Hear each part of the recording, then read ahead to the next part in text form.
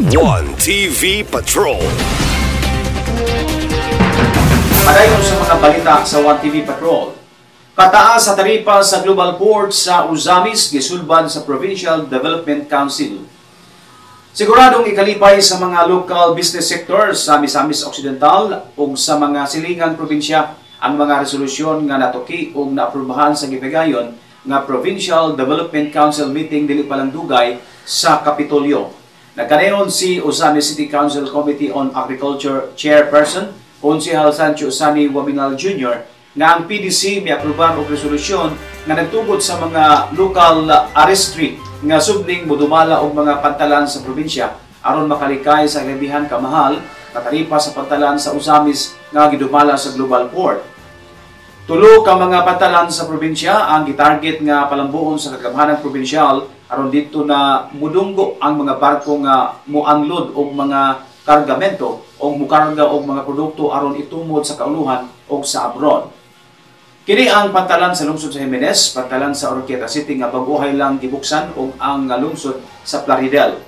Ang pagsulod sa Global Port sa pantalan sa Uzamis sa wala pa ang COVID-19 pandemic niadtong 2020 gikasubok ayo labi na sa mga local business sector gumikan sa kamahal sa bayronon sa pagpadiskarga o mga kargamento sa barko. Halapad ang epekto sa pagmahal sa obligasyon sa pantalan gumikan kay ang mga negosyante napugos usab og pagpataan sa presyo sa mga produkto diin ang mga buying public maoy katapusang nasakripisyo.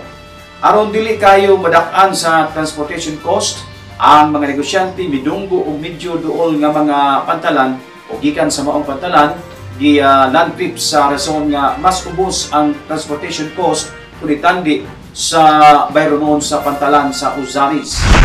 Kanina niyatin ko joint committee meeting tungod kay gipadala po ko sa to ang mayor Indi kay lagi kay balumat ang atong mayor busy kayo so iyang ipadala dito to attend the meeting.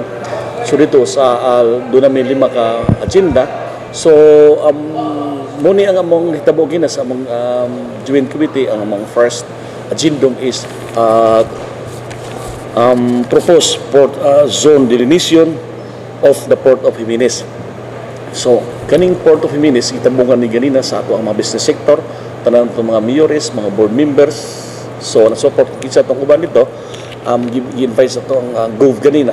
So, it was approved by the committee ang Port sa Jimenez, pero naay gi-condition po ganina sa ato ang provincial official na dili gyud makasulod ang katong arresting nga taga outside Misaw para nga ang katong ang arresting mo dala sa Guardel sa Oroquieta o sa Jimenez tagampog priority ang ato ang local arrested sa Misaw kay inani mo gud ang natabong sa Uzamis na tibag gyud digiti kalibon apektuhan mo gyud ang ato ang local arrestry tungod kay siyempre pag mutaas ang imuhang rate nimo dinha mapasa po sa konsumante.